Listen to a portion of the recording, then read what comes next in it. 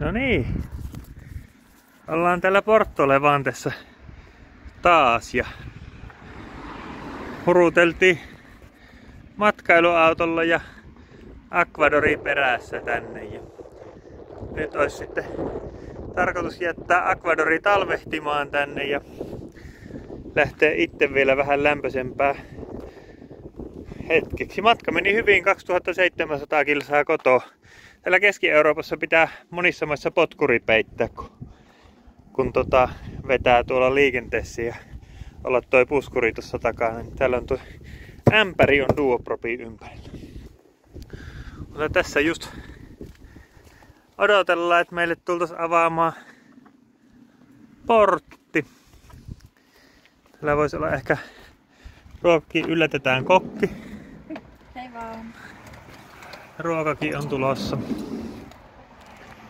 Ja ilmeisesti tähän häkkiin se nyt sitten Silvia jää talveksi.